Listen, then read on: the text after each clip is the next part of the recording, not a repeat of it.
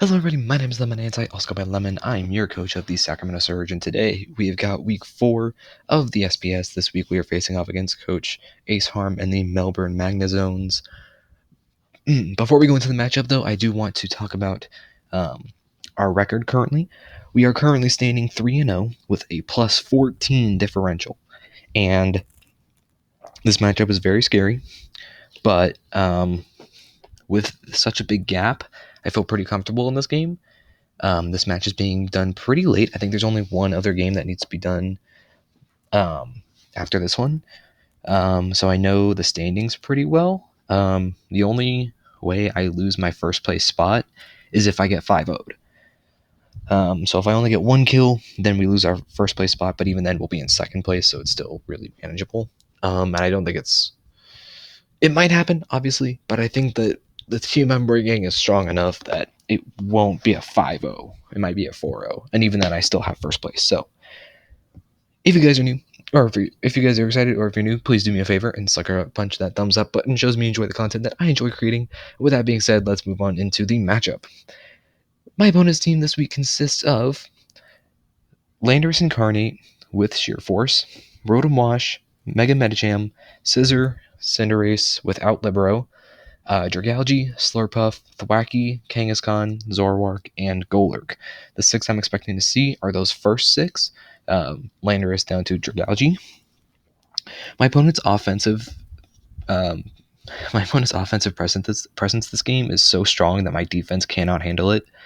And there's one particular Landorus set that just Bronzong would wall it naturally, but I don't see a single reason he doesn't bring it. And that set is Gravity.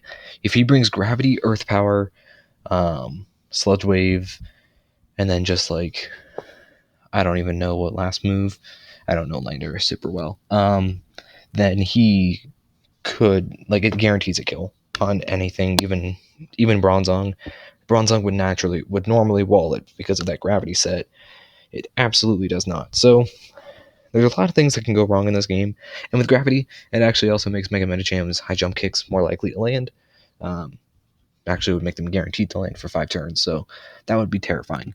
So there's a lot of ways that my opponent's team pressures mine, but I really wanted to make sure that I brought one of my ways that I can pressure his, and that would be Mega Lopunny. So Mirko this week is carrying Close Combat, Fire Punch, Mega Kick, and Fake Out. Basically, Normal Stab is really good here. His only resist is Scissor, and that does not appreciate a Fire Punch at all. Fake Out is just to get a little bit of extra chip off into Landorus and Rotom and such. Close Combat for Stab. It's pretty spammable across his team. And Mega Kick is just the most powerful normal type move that this thing has access to. It does have a 75% chance to miss, so that could be a little bit annoying, but most of the time I think we'll be okay. We got Fire Punch for the Scissor, and then the rest is pretty obvious. We're EV to outspeed Cinderace. We can live a choice banded bullet punch from Scissor. It does about 55 to 65, so we can live it guaranteed, unless we take a lot of chip. But as long as I keep it above that range, we should be fine. It's a very standard set, nothing super exciting. Scrappy, obviously, so that we can hit a ghost with Mega Kick and Close Combat. I don't think Golurk comes to this game. If it does, I have an answer to it. It'll be fine. The next Pokemon we are bringing this week is a tiny bit weird. We have Ursula the Tapu Fini with the Kebia Berry. We're running Surf, Moonblast, Taunt, and Calm Mind. So my opponent's main way to hit Tapu Fini outside of the Rotom is Poison type moves, and Kebia Berry reduces the first one we take by 50%. And on every single Pokemon on his team with a Poison type coverage, we can hit it pretty hard with either Surf or Moonblast. Landorus is Sludge Wave. We pretty much usually OHKO it with Surf. Medicham's Poison Jab, Moonblast, Cinderace's Gunk Shot, Surf. Dragalge's the only one, but even then I think it's about a 2-hit KO to max HP. And then Zoroark Sludge Bomb. We do a ton of damage with Moonblast. Taunt is so that we can... we are EV to outspeed Slurpuff, so we can prevent that thing from setting up. And actually, Slurpuff is a beautiful setup opportunity for us. Taunt can keep them from getting up any sticky webs or any belly drums. which is going to be very helpful. We've got max special attack, timid nature, and then 104 in defense, just because. And then if he does bring if he does bring a Slurpuff that is slower than this, I can taunt it, I can Calm Mind on it all day. I don't think he really brings Slurpuff, but in case he does, I do have to always respect Slurpuff. It's a big threat with Belly Drum. The next Pokemon we were bringing this week, I think this is where with this matchup I had to get really, really weird, and I think this is where it got weird. Yes, it is. So we got Bubble 07, the Inteleon, with Light Screen, Reflect, U-Turn, and Surf. Pretty overall standard set.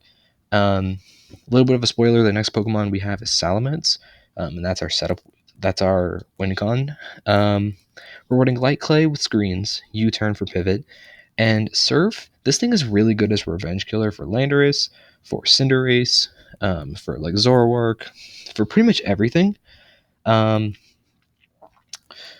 We outspeed pretty much everything. Actually, no, we do outspeed everything on his team. We're EV to outspeed Cinderace, though. If we can set up a Reflect and a Light Screen, it makes it a lot easier for Salamence to set up and win. Surf does a lot of damage across his team for the most part. This is going to be our main Revenge Killer for Cinderace and Landorus, because those things are problems. Nothing super exciting, honestly. Just U-Turn for Pivot, Torrent, so if we're below 1/3, we can do a lot of damage with Surf. And we do a good amount of damage to Scissor as well. So, with that being said, let's move on to our Salamence. So Salamence this week is carrying the Weakness Policy, Dragon Dance, Dual Wing Beat, Dragon Claw, and Fire Fang. So, first of all, we're running Weakness Policy and not Boots because my opponent's Hazard Control is pretty bad. It's Landorus, Dragalge, Golurk, and that's it. As hazard setters, there's really no point in bringing rocks on Landorus. I don't think Golurk comes at all, and Dragalge probably won't bring Toxic Spikes, so I don't see a reason that we would need to run Boots. Weakness Policy. If we take a super effective move, it increases both of our attacking stats by 2. If we get out of Dragon Dance, we outspeed everything that isn't Scarfed. I do think that it's possible that Cinderace will be Scarfed, but there's really not a way for Cinderace to hit this thing at all.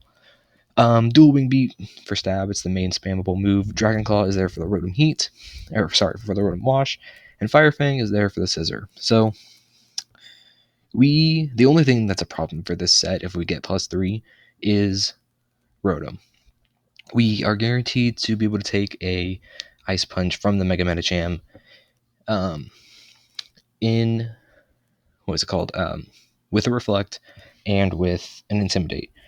We take about 55 to 65%, and while his team does have some good priority, I don't think that we're going to see much of it. Sucker Punch Cinderace might come, but seeing as my team is not very Dark Weak, I don't think it's really going to show up.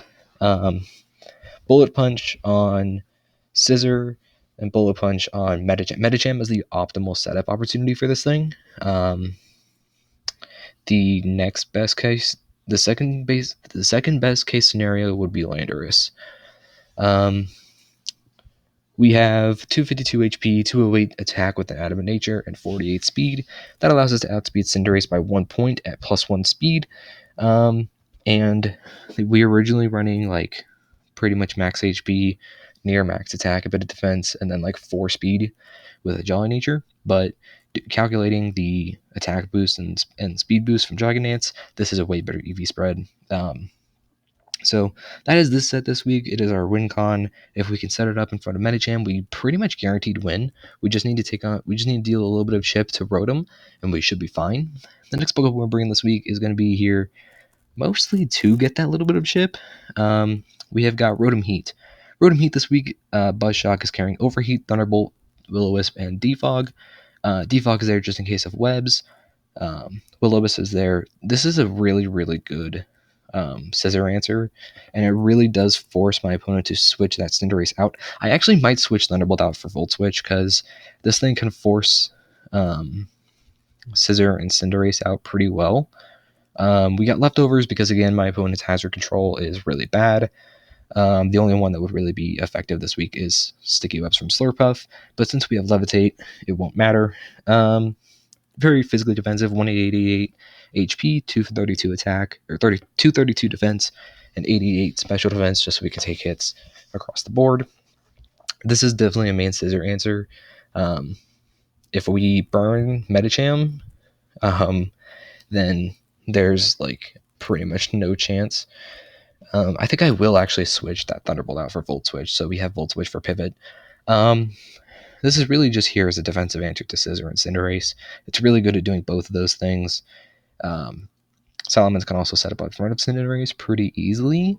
It's not a really big problem. The next and final Pokemon on our team is Crocodile, aka Vector. We got a pretty, very, very standard set, actually. We're running Earthquake, Stealth Rock, Taunt, and Knockoff with the Intimidate ability and Leftovers. Just in case Golurk comes, this is a good answer to it. We pretty much OHKO it with Knockoff. Leftovers just for recovery. We're running very special defensive Jolly Nature, so we can outspeed Slurpuff. If we have to sack something off to Landorus, this is guaranteed to be the answer, because then we can just go Inteleon, we pressure it out constantly, we set up screens, and then we can take advantage of the situation and let Salamence switch and let Salamence sweep. If we have Misty Terrain up as well, this is a good answer to Dragalge. We've got a really weird EV spread. Basically, it's just a mix of like everything that we need. And then Intimidate can just help out a little bit more against stuff like Cinderace and the Medicham. It's not much, but it is helpful. So, again, the 6 I'm expecting to see this week are Landorus, Rotom, Medicham, Scissor, Cinderace, Dragalge, and then maybe Slurpuff. I don't see anything else coming. Zoroark might be a little bit annoying because it's Zoroark with Illusion, but I don't think it's going to come. I don't think there's any real reason to bring it. So, with that being said, I'll see you all in the matchup. Oh, actually, really quickly, I do want to note, a couple weeks ago, I said that my mouse was dying. It actually worked for that game. It came back, it was working again, and then about like 3 days later, it officially died. So I now have a stylus pen, and I've been using it for a little bit under a week now, and it works pretty great. I'm enjoying it a lot. But it works really well. I'm using this now, so if my movements are a little bit different, then that's why. So anyway, I will see you all in the matchup, and I'll see you all in the matchup. I'm terrible with these transitions. Alright, we're back. My opponent did bring both Slurpuff and Dragalge. What did he not bring that I was expecting? No Scissor. That's good news. Okay, so it's Slurpuff. I feel like I just always lead Feeny, because I feel like in this matchup, Slurpuff is most likely going to be Webs. If it's like Scarf Webs, that's going to be a little bit annoying, but let me actually just check.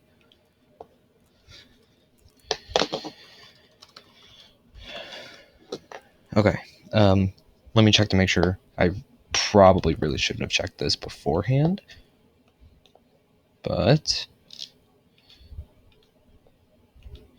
267, 268, yeah. Okay, I'm gonna lead Feeny. I don't think he expected me to bring Crook or Inteleon. He probably expected Bronzong and Roserade.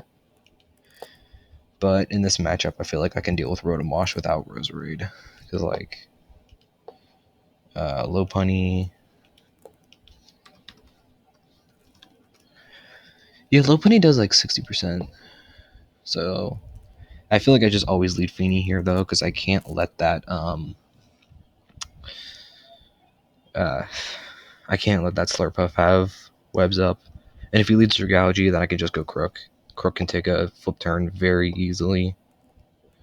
And with Misty Terrain up, I take nothing from Draco. Yeah. 100% I'd lead Feeny. I think it's definitely the best lead here. Because, like, Misty Terrain... Yeah, 35 to 41. That's perfectly fine damage. I'm okay with that. I am nervous for this game, though, because he's got a lot of big threats. I really hope he remembered that it's no Libero Cinderace, because if he didn't, then that means we probably have to recreate the game, which is gonna be a nightmare. So I really hope he remembers that it's not Libero. I feel like he wouldn't forget that, because that's something really difficult to, like, forget that you're not allowed to use something. I'm just trying to fill in time here, because honestly, I'm nervous. He lets Cinderace. He's just going to go for Gunk Shot here, I'm sure. So, I don't actually know how well... I forgot how well the thing. Let's see. Blaze. Let's see how well we take a Gunk Shot. Should be about the same as High Jump Kick, though. 29 to 34, but he has the chance of a poison. And how well can Crook take a Jump Kick? 55 to 65. I kind of like that damage. And we take 12 to 15. I think I'm going to go Crook.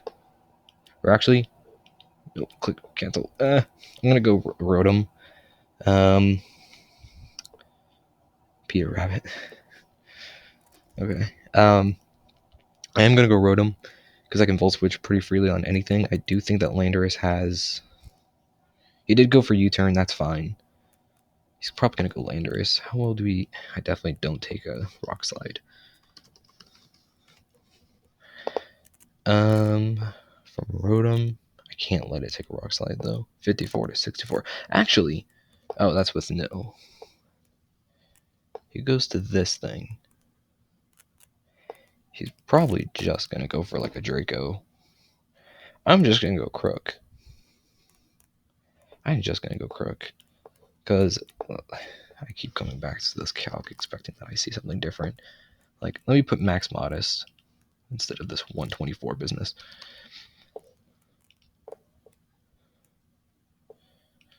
Crook in Misty Terrain, 39 to 46. Yeah. I feel okay with that. It's not a 2 KO. It's never a 2 KO. He might flip turn, but that's fine. Yeah. 14.1. Okay, so that's standard. He's just gonna go Rotom, I'm sure. Maybe I should have made play and just gone for like... Well, actually I couldn't have done anything. Maybe if I like defogged, then I could have gotten like a Will-O-Wisp off on something that came in later. Rotom is not as important this game. I do think that Crocodile looks really good.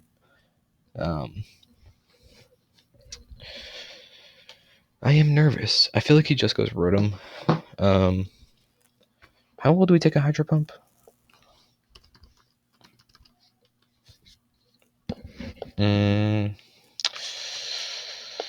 If it has like any special attack investment, we don't take it very well. We will be... Yeah. Knock off this 38 to 45. This is our dedicated sack, though. Like, Crocodile